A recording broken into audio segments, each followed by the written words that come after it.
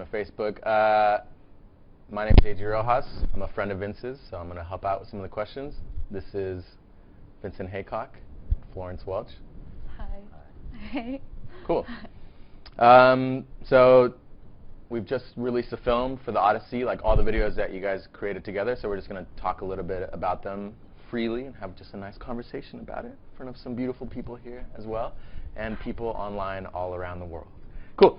So I remember being on the set of Lover to Lover, which was like the last album off, or sorry, the last video off the last album, and I remember kind of like it was kind of a new thing for Florence, I guess, like exploring that world, like that aesthetic, and having that kind of narrative being explored. So I don't know, Florence, you want to talk a little bit about that experience and also how that kind of led into keeping working with Vince after that, and kind of how the Odyssey developed.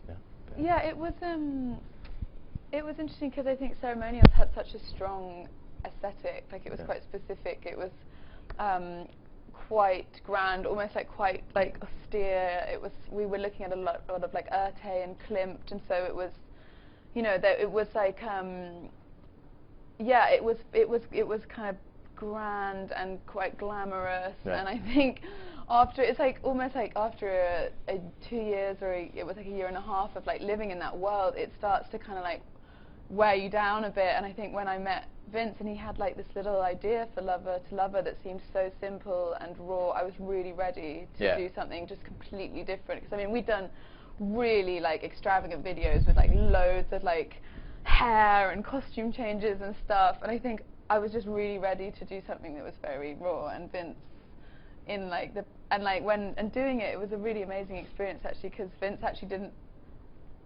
again, I don't mean to put this in a weird way, but didn't do much or didn't tell me to do much. He just like let stuff happen, and it was really liberating actually. Yeah. And I don't know, Vince, for you, oh whoa, no, it's loud.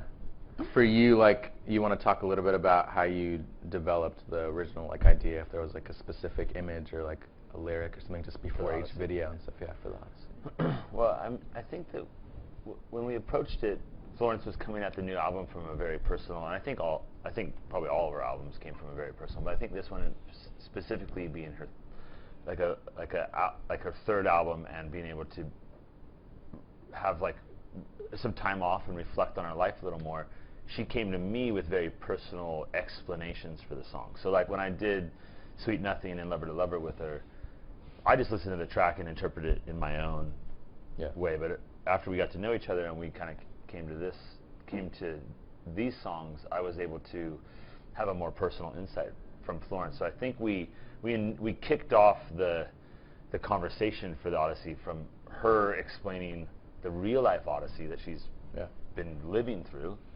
and so the imagery in conjunction with listening to the songs came sort of naturally from the conversations of like what kind of stuff we like, how we're gonna dance, sort of this journey. And so immediately for both of us, we started thinking of like the great pieces of literature that were written, like Homer's Odyssey, Dante's Inferno, other poetry, T.S. Eliot, the different things that like were about people taking these grand journeys and sort of returning back and transcending like a sort of fantasy world. Yeah. So from there we just kind of started developing. But kind of was like free flowing a bit, right? Because it wasn't completely planned from the beginning. Yeah, because there's like one idea. There was like the kind of like, I guess the sort of like the car crash at the beginning. It's kind of like where it was kind of like the idea of like the performer and the real person.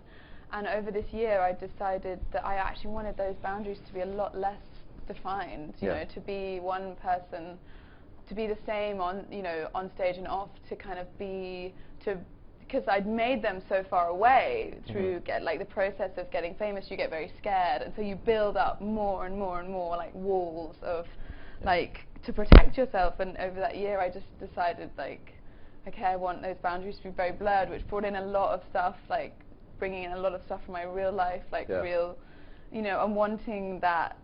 And yes, but also there's like an element of when the car crash happens, it's as if you go from like performer Florence could be driving like to a gig somewhere, and I kind of descend into this like Yeah. there's like all these levels. There's like hell, there's a heaven, there's like confusing bit, there's my house. Yeah. And I think there's a very clear, like, the film's about love and sort of finding yourself. And I think there's a scene in it where after the car crash, she climbs out and she's sort of walking and she's like finding her. She kind of walks out into this.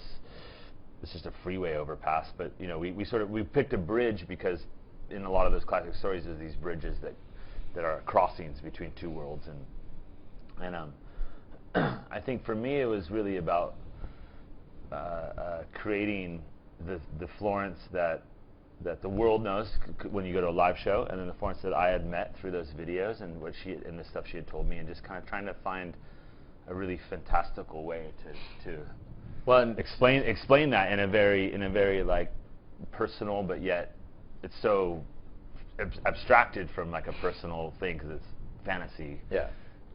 And I guess in terms of like blurring the line between performer and the work that you guys did, like Ship to Wreck must have been a pretty big one in terms of like this is your real house, these are like your real friends and stuff like. That one actually stressed me out to watch it because I'm actually like really kind of like. I'm breaking my stuff. No, I know. And like I heard it was like, but it was important to me again to just be. It was so much layers of like reality and unreality. It got really like confusing because it was like making the nightmare into a dream, then into another nightmare where there's like 100 people in your house and they're messing all your stuff up. I'm like, I already did this in real life. Why am I doing it again? Yeah. And then her dad's there and her cousins my dad was there and my cousin, and I was like jumping up the table, like throwing my cousin on the floor, which is like. And recreating this chaotic time in my life that was actually real. I was dancing on the tables and smashing things. That's why it works, right? Because you're not pretending. Those are actually like, I mean, your house. That's exactly what it looks like. That's what you're doing. It felt, and I've kind of learned through this that if it feels uncomfortable, you might be doing something that you should just keep it going. But it was such a test for me because like I'm actually quite like particular about like where things go and everything has a place. And then literally it was just like. So it was like a lot of my own boundaries and my own like defenses I had to kind of just break down. Yeah. But it was good. It was good to kind of like reclaim it. Yeah. Reclaim that chaos and make it into something. Because before I think I was just breaking stuff and nothing was getting made. It was just like breaking stuff, ruining things, and then you don't get anything out of it. So wait, when you finished that video, you just stayed home? Yeah. No, she went to a hotel because we were still in her house. Like. So now when I watch it, I'm just like, oh. But I really love seeing it in actually the context of like the whole thing, because it really felt like the kind of like, it's like you're going in this spiral and the loops keep getting like smaller and smaller and smaller, and then when you get into the house bit, it really feels like.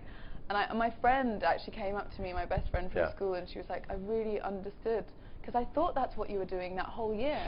Like me outside in the garden, kind of like drunkenly floating around, and then there's a me in the house trashing it. She was like, I really thought that's what was happening. Yeah. So it felt good that it kind of like, I don't know, I think when people saw the whole thing, it somehow like made it, all the little bits of it make more sense. Yeah.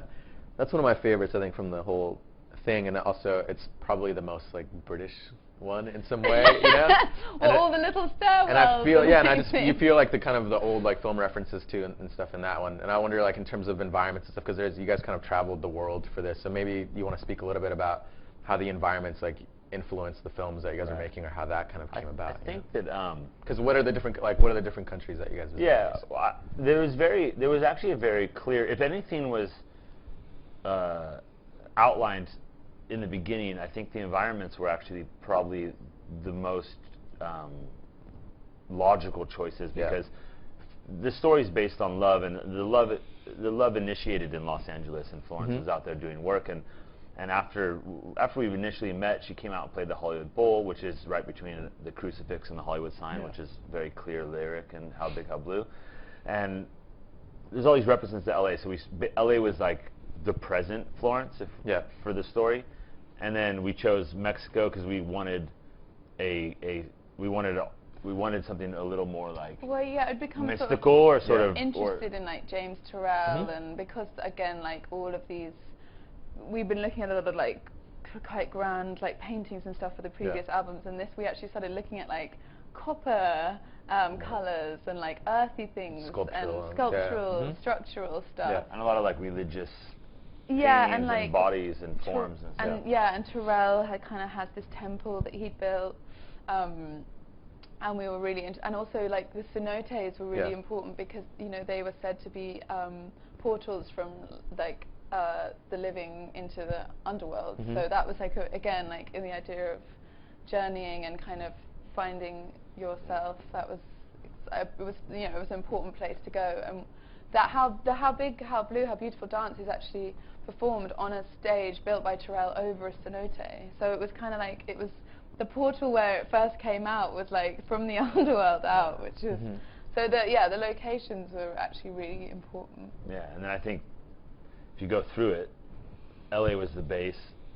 St. Jude felt so perfect to do it with. I think it's a subtle thing in the film, but What Kind of Man took place in the present at the chateau in Los Angeles, and in the past, like in the 50s in Mexico, and St. Jude is actually set in our minds in the 50s, and it's subtle, but it's a 1950s Buick, and the clothes are a reference to the 1950s, and then you jump straight into Shipwreck, which is the present again. Florence is battling the same stuff in the present, and then you jump back to the past in Queen of Peace, and it's a very subtle shift, and she's from Scotland, and it was just so we wanted something. Queen of Peace is a very big song and very epic, so we and then we returned back to Los Angeles, so it would go full circle, so that she started in LA and then kind of like went through the different wars. She was living in London, being in LA, this relationship back and forth. So it's sort of like the locations we knew the beginning and the end when we started. Yeah. The middle we sort of figured out as we evolved, but. Because it was funny, when I was making the record, I realized that there could be a map to go along with the record too. You could make like a little map of things where events had taken place, and that was the kind of what I was like, this is like a map of this year, and then we just kind of like recreated it. If you do the map, you see Vince's face. That's what it looks like. And I'm like this, I'm like, Cool. And then like a pretty big thing was dance. In the films, Shipwreck is one that has probably the least amount of dancing, but all the other films have. And I feel like there was kind of because Ryan Heffington did a few of the videos, and then Holly did the rest. Do you guys want to talk a little bit about that, the collaboration with Ryan and with Holly, and just dance in general in the films, what it kind of represented? Florence came to me with the very first thing. Actually, before I even met with Flo about the songs, I think Hannah, Florence manager, sent me an email and said, "Hey, this is a video of her rehearsing. She's been dancing, and just check this out. She wanted you to see this because she wants to incorporate." I think it was something that she was just very passionate about doing in her personal life, and said if we can incorporate this into the future videos, that it would be. So it was actually the first thing that I saw, any visual or any conversation before I heard any music, was just. Florence wants to dance. What was it? What were the kind of movements in that? And it was a very modern, very expressive, abstract. Because that's what Holly and Ryan are both very emotional choreographers. It's nothing. It's not really about technicality. It's just about expressing a feeling that perhaps there's not even a word for. And I think that's what's so amazing about dance is you can express in movement stuff that there just isn't a language for. It has its very own it's kind of like, it's like so forward and then so kind of like natural at the same time. You can kind of express stuff that is impossible otherwise. And also I was like having some time off, and I needed an outlet that wasn't just like getting wasted, like trashing the place, and wasn't performing because I wasn't performing. And dance was actually, I found it like in that year, and Holly and I used to work together twice a week sometimes, and I would just do, and because Holly, she's a very emotional choreographer, and it would be taking on someone else's story for a while. So it introduced like the idea of acting, because she would take things from her life that she would give to me, and then I would that I would do, and so it really kind of like it started the whole process, and then I knew that it was like. I'd found even like a new language that was... Right. I think that's what's interesting about dance in the films especially, is that each one of the movements has kind of its own narrative as well, right? That complements like... They were always built, they were always built around... Florence would explain the song to me and what it meant to her. I would digest that through my filter. She experiences the real life experience, puts it through her filter, which is the music, then explains that to me. I'd put it through my filter narratively, conceptually, and then I would tell Ryan what it's about, and Ryan or Holly, and they would then put it through their filter and translate that yet again. So it was always like really like a strict theme, like this move needs to be about this subject, but then put through those filters, it developed into like a language that kind of we could own, like whatever move it was, we would develop like that's the move that's about this attitude. That's the move like about this for attitude. an example. Well, when I was telling Ryan like what had like happened, or like, you know, especially like with a difficult relationship, I was like, it's like sometimes this person is like going like that, and then you come towards them, and then you go too much, and it's like that, and then they push you away, and you go away again, and then you come back, and it's okay, and then you go forward, and then it's too much, and you go. So we actually like came up with this like move that is in How Big How Blue, which is just trying to describe. And in Queen of Peace again. And in like Queen of Peace, like, this like trying to describe the difficulties of like a relationship that you want to work, but it's just the two people. It's just not quite. You both keep returning, but something is just not. And so actually that move, and I think that was again a theme of like two people who kind of just keep returning to something, and these idea of purgatories and repeating patterns. So the repeated, you know, this move is about things you can't say, you know, you're just trying to put it straight into someone's mouth. And so this kind of idea of the repetition and the kind of, because you really do sometimes, you just feel like, how are we going over this again? You know? It's interesting because there's no clear narrative through line, right, between all the films where you like follow it like that. But I think there's moments that are kind of repeated in some way, where some of the dance elements, like in Queen of Peace, when you're dancing around the group of people who are fighting, they're kind of ignoring you as you're dancing around. And I think that happens in Ship to Wreck a little bit too, when you're on the table and people, you know what I mean? So there's kind of those elements as well. And then also one of the big kind of elements too is a doppelganger thing. So maybe where did that come from? I mean, I think, you know, it's funny, we were talking about it earlier today of what inspired some of those things, and a lot of it was like referencing old paintings and stuff, like looking at the body language of pain or like love, and the way that like the Renaissance painters would interpret that, and we would sort of like take that iconography, and because I didn't know anything about dance before starting this project. I'm a horrible dancer myself, and also I can attest to that.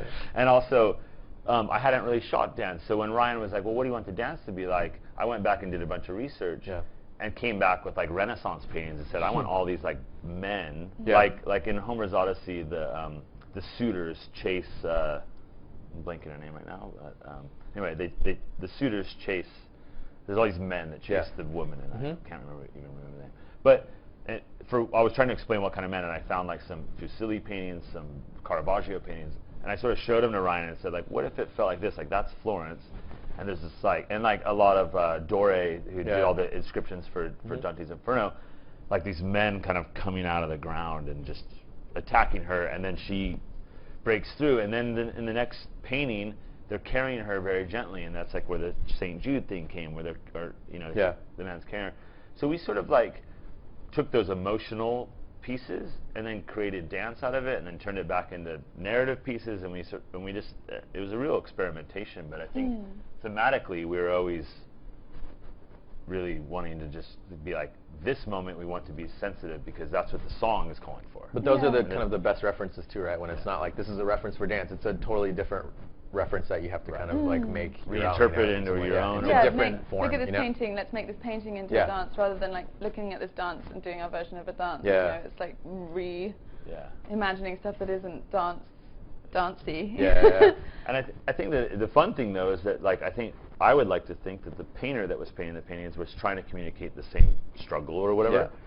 And then so we just said, oh, that looks painful or violent, and then that one looks really peaceful and beautiful, or that one looks sexual, and that one looks whatever, and then we would kind of like riff off, and then after the What Kind of Man, we sort of abandoned those references because we had built the language, and then we just kind of kept evolving it and kind of let Ryan and the kind of like the doppelganger thing was pretty simple, because I think as we were you know, I was writing this record, I kept talking to Vince about like what was happening, and I think there was a real conflict in my life at that time between a side of me that is quite calm and like more introverted perhaps and quieter, and then there's another side of me that is kind of like raging nightmare. Yeah.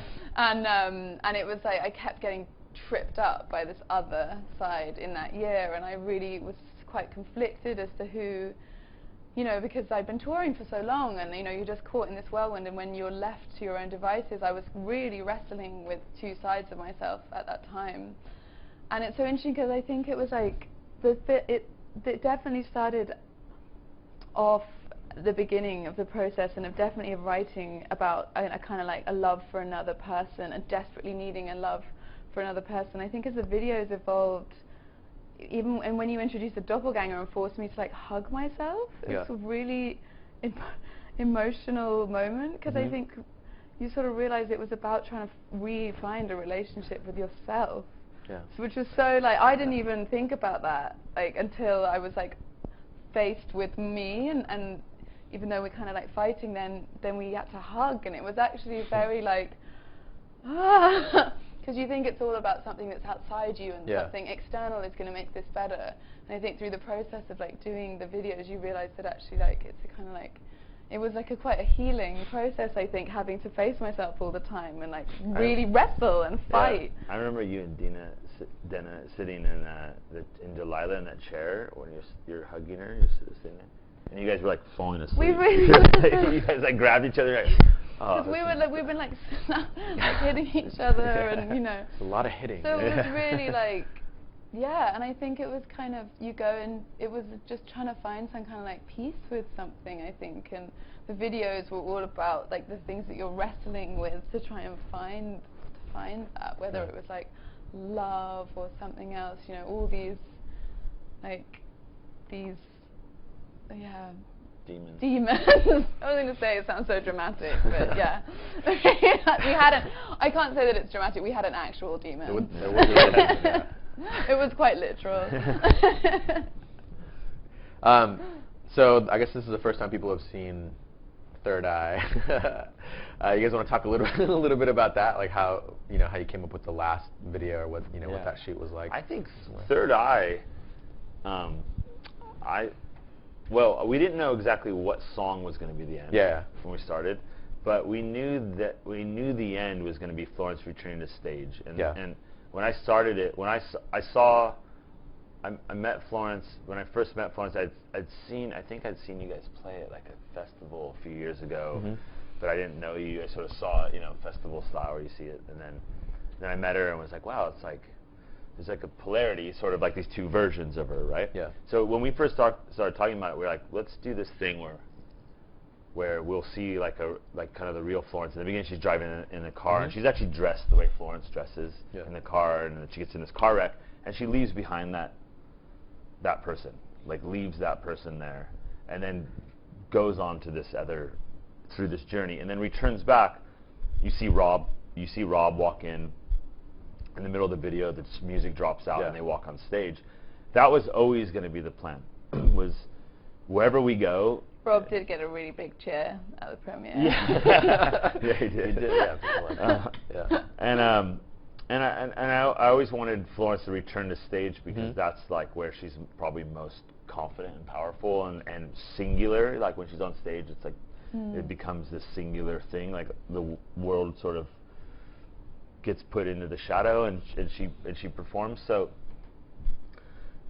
that, I think that part for Third Eye, we always knew what we wanted, and then Third Eye we wanted to it made sense to end with, because it's sort of a positive song, and we wanted the end to have this return to like the real Florence who's gone on this journey, and she returns back to the real person that we all know. And you see Rob, and then she's singing, you hear her voice, the song drops out, so there's no more artifice and no more sort of music video. We just wanted to kind of like let it be her on stage in a more natural setting. Is that what it felt like? It was really kind of emotional though, because I think the state I was in, like when we made the first video, compared to like how I felt a year later? Year and a half. Year and a half later was like, it wouldn't have felt real if I was choosing a positive song and I wasn't in a much better place. so actually, as the videos progressed, things did change for me, and I learned much more about myself, and kind of, it was like every video was kind of like an exorcism or a catharsis, and so by the time it came to Third Eye, I really felt like I could own that. Right. I was like, you know. And the lyrics there, like, I'm the same. And it really, like, when we were watching it, because, you know, we had the same crew pretty much the entire film. Everybody watching it had like a pretty significant kind of moment in the audience. Like, I remember seeing like Natasha watching you on stage, like in the audience, just like, because we were all sort of experiencing, like, we all knew the story and knew what we were doing, knew where it was going, and to sort of watch you singing those lyrics a cappella, yeah. and sort of like it was good. It was a great moment. So much about like just trying to like change to try and like not repeat that sort of record. I just feel like I was repeating myself all the time, or ending up in like painful situations or conversations, or I've done it again, you know. And I was like, but it's literally purgatory. You're just like, I can't fucking believe I did that again. And it was a sense of like really wanting to change or to try and like do, you know. And so when it was like singing that at the end, it really meant something, you know. And I was hoping that maybe things had changed a bit, and it felt like they had. You know. Nice. Cool. All right, let's maybe I can ask a couple of these questions from fans. Yeah. Let's look through here. You guys having fun? Yeah. You guys are right out there. Great. Cool. I'm a bit guilty talking about something you haven't seen. Let's do this question from FATM. I don't know what that stands for. No. FATM girl. All right. Which music video was the most meaningful to the both of you? Oh, that's so difficult. Both of us. It has to be the same video? No. Oh, which music video? Independent? Yeah. Do you know what? When I don't know. They all. I think when I watched it on the big screen, Delilah really like. Because I think there's something about like it really seemed to capture what we'd been looking for, which was the idea of like bringing in the paintings, the inferno, like the sort of the almost like possession like nature of the choreography, the actual like demon, and the kind of like it was like it reminded me of like what it was like when I was in that zone of like the kind of sketchy, like really self-destructive, like, and it seemed to like it was really like it really connected because I could see that really clearly, the chaos and the self-destruction, and it was but in big it was like whoa. So the darkest one. Yeah, right? the darkest. I like the dark. I like. Well, that's it. Delilah in the journey is like where it's got. That was the bottom. That was at the bottom. That's why you're trying to like pull back, but you can't. Oh no, I'm back in it again. You're trying to wind it down, and it's not happening. I think for me, it's St. Jude. It's so much. Just because I think there was something like when we shot that was the most, like, from a filmmaker standpoint, that was probably the most spontaneous and successfully spontaneous shoot I've ever done. We decided that morning what St. Jude was going to be. Literally, like, I kind of had an idea. We scouted the place. We went back. Me, Steve, and Ari got together. We threw up a couple lights, waited for sunset. We'd finished shooting the What Kind of Man stuff. I said, okay, we have like 15 minutes to shoot St. Jude. Is everything ready? And we shot 3 takes in 20 minutes. And so for me, and then I would say, I think that like probably Delilah is my second favorite, but St. Jude and also Long and Lost, the two like single take. Yeah. The choreography and the sort of success of doing a single take impromptu like that. Yeah. And the what that takes between Florence and the cinematography and the team to do those were the most satisfying to make. Yeah. They were really like just like.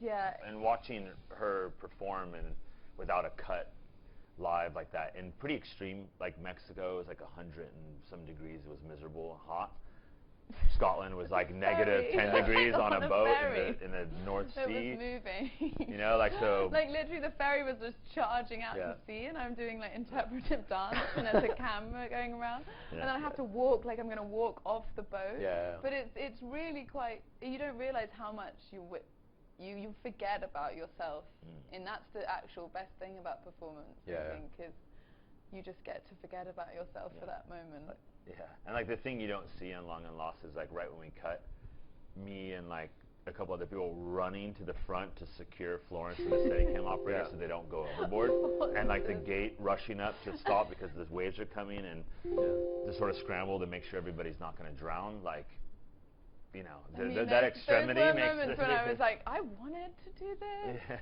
did want to do this. Cool. There's a question from I am Abby N15. This one's good because I think it's good to talk about like specific elements of the film. So this one's very specific. It's like, and I guess people can interpret this the way they want, but she wants to know from you guys. Can you explain the meaning behind the movement in Delilah where you're kneeling and praying and then praying, I don't know, and dramatically lift your head up and back? Okay. Well, that was like me and Holly, and I think. Kind of like the Delilah was again about self-destruction and also about kind of like power balances, and so the song itself was kind of written like loosely on waiting. The thing about relationships now is that so much of it takes place in your phone. Yeah. So it was like waiting for someone to call you or text you back becomes like a new kind of agony, like this new, and your phone, instead of being this just the thing you talk to people, becomes like something that can make you or break you. So that was like that feeling of purgatory, and also it was like a Samson and Delilah biblical reference, which was about like I will do anything to make this stop. So this kind of like taking power, like cutting someone's hair. And it was also like very literally like banging your head against the wall. Like we were talking about like these repetitions the whole time. So you're kind of like, so there's a sense to like almost it was like and it was almost like you keep breaking the relationship, or like you actually like, it's like as if you've like killed someone, you know, and you loved them, you didn't want to, why do you keep, and so it's this kind of like you're praying and you're banging your head against a wall, but it's also you've been possessed by this kind of like dark power from taking like someone's hair. It was like there's a lot of mixed things going on there, but I think Holly managed to like pretty succinctly get it into She took all those movement. abstract ideas and just said, Florence, slam your head into this thing over and over again, and that'll communicate it. But yeah, sometimes I was like just like literally like banging your head against the wall. This is a good question here from Sophia Legia, I think you pronounced her last name. This one is, can Florence share the story behind the poem that's in between, which it's between Queen of Peace and Long and Lost. Was it written before when was it written, and just talk a little bit about that. It was on the day. Well, we shot Queen of Peace on Easdale Island, which is just right outside Oban, Scotland. And it's literally an island. You had to take the ferry. We all stayed on this island. And I just remember going like, I think we need a poem in a Scottish voice. We spent like a couple weeks up there, and there's all these amazing people and it's Paul Donnelly, who is our fight coordinator, and he's also in there. Just had this amazing voice. And then we had young Mikey, who plays like the guy beating the other kid up. And they had such great voices, and they were so different from each other that I don't know. We just were like, we need to capture You thought that there Scottish. should be a poem, and I quite like writing things. I quite like writing things that already like. I'm like, okay, this has a brief. And so I was just trying to think about love, because I think that's just the overriding theme of the whole Odyssey with, and actually like, you know. I think I've always had quite like overwhelming feelings, and I think that's why I've always been drawn to water imagery, because it's that sense of being absorbed by something bigger than you, or things being washed away, and I think I said like something just inspired by like the coastline and the well, just to kind of like give yourself to the sea, like as if the sea would be your lover, or and so it would be so much bigger that it could absorb your like whole self. I think that's a lot of just wanting to kind of transcend sort of the physical. And to be specific, it was, I think, written Florence gave it to me the same day it was recorded. Yeah. So it was written like the night before in Scotland, and then we recorded. The last thing we did on that shoot was record them in this like little coastal house in Scotland while it was pouring rain that night. Like we sat and recorded them before we could take the ferry back. So it was very like dramatic. And it made me think about like the waves were like. So say the sea is like the mother to the waves, and she just has to watch her children throwing themselves again and again against the beach. Like they don't ever stop. They leave her and they just throw themselves onto the sand. And I thought kind of that was like, it reminded me of the throwing yourself at someone again and again and again and again, like we were talking about these cycles and like this, not being able to break the pattern. So it's quite thinking about things quite deeply at that time. So deep. I mean, the film is like itself, just the video is kind of put together with some interstitial moments. So if you guys have any questions in terms of the films that you guys already seen, like some of the music videos, that'd be cool. Anybody?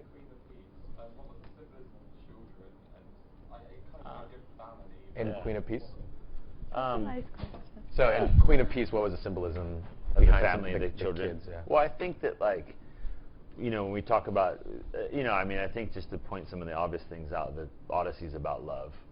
And it's about Florence finding herself through the storm or the turbulence of love as a performer and a person that has an off-screen or off-stage real life, because sometimes I think people think performers aren't real when they go home and have like the normal struggle that everybody else has. I spent a lot of time, I felt really guilty because I spent so much time like in like leggings and a hoodie writing this record.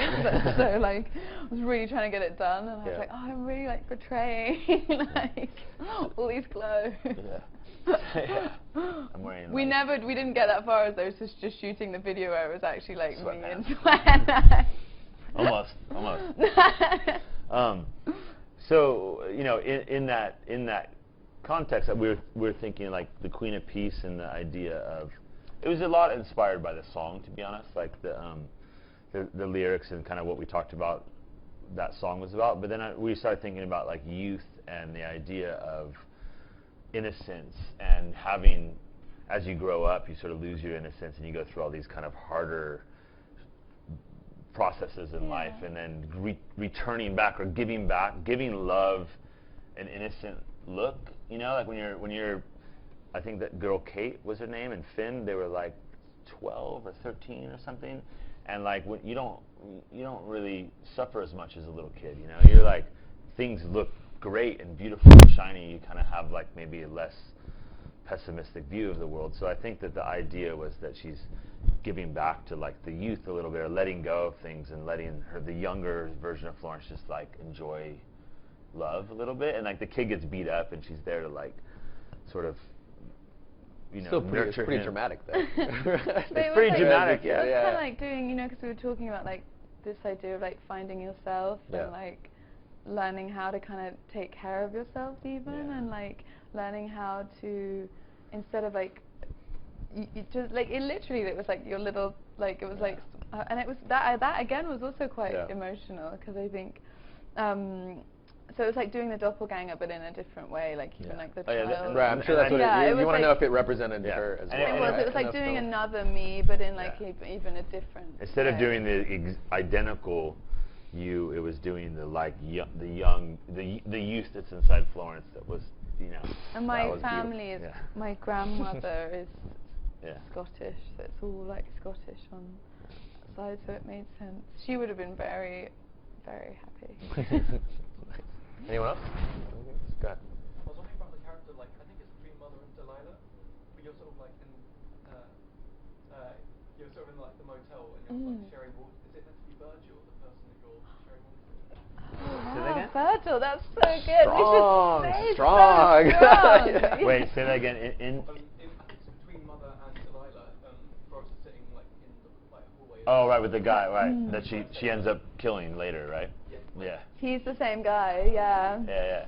Cut his hair off. The idea was that, like, you know, if you read a lot of, if you read into like the purgatory or stuff like that, and that stuck in those like, they were like, he says something like, no, you know, if you want to go, he gives her this advice that you should leave here because she's been stuck in purgatory. And Delilah, for both of us, was the return back to Florence, to the real Florence. So the water, that's a really good reference. I don't think we thought it that deeply. Just say we did. Yeah. But yeah, but the idea was like that everybody in purgatory is sort of thirsty, you know, because it's hot and miserable, and we just thought it was like a really good way for them to be sharing and stuff. And so it does reference those characters, not specifically Virgil, but it was definitely of that ilk, you know. He's Virgil, and then he was Samson. Yeah, he's awesome. Yeah. Just going from like Bible to Inferno, everything. Or to smash it all together. But it was that was a kind of like, again, for me it was interesting because, you know, there was a part of me that was like, do I want to let that go, that time? You know, sometimes you don't want to let. Sometimes the pain is comforting. You know, you get so used to it, and you get so used to kind of like the chaos and the drama. It becomes like. And so, like, do you want to leave? And that was what Delilah was really interesting because it was almost like reenacting like those spaces and those feelings. And yeah, it was quite like, you have to like, yeah, it's strange because there's a bit of you that is like nostalgic for or pain. Pain, yeah. I feel that way a lot of the time. Anyone else? One more. Let's do one more question. Anyone? Right there. Go ahead. Do you think? Hi. Have you reached a balance after the Odyssey, like between your right side of the HB and the Florence in ceremonial? Do you know what? That's good. That's a good question. I think it was almost like, I think it was almost like I really had to, after ceremonials, I had to strip everything so far back to like baseline. So that's why it was just like, okay, just like, you know, white suits, very like raw. But I think they're like, over time, the shirts and the blouses are gradually like coming back, and the dresses are getting bigger, and the sleeves. So my maximalist, like, never really, it's always there, and it just kind of comes creeping back, and you just see the stage dresses like gradually getting a bit bigger. The less we in Florence hang out, the more embroidery shows the up. The more embroidery starts. we do a video, and I make her wear like jeans and shirts, so she's like. But I really needed to do that because it was like, you can use it was so much about not hiding, you know, and I think you can try and define yourself by like what you're wearing, or like, and a dress will dictate how you move, and I didn't want anything to dictate the performance or the emotion. It had to be very, it just, you know, the feelings and the performance had to speak for itself rather than what you were wearing. But I think, like, yeah, we haven't done a video for a while, and now my dresses are like really pink and floaty, so I don't know what that means. Were you asking like if she personally has changed? As a person? I'm just deflecting with clothes talk from like the real deep stuff. If you think about like your journey as and like a human, yes. Because I think actually with ceremonials, what was external was very controlled, but internal was completely chaotic and like unbalanced, and there's like a lot of quite turbulent stuff going on. And so I think actually it's kind of the opposite now. And so actually externally, by just putting it out there and being as like wild and turbulent and chaotic as I could, it brought much more of a calm to my life. Does that make sense? Yeah. So like creatively, by putting up walls to stop seeing what was actually happening, it makes it so much, you have to, whatever's happening happens even more. Yeah.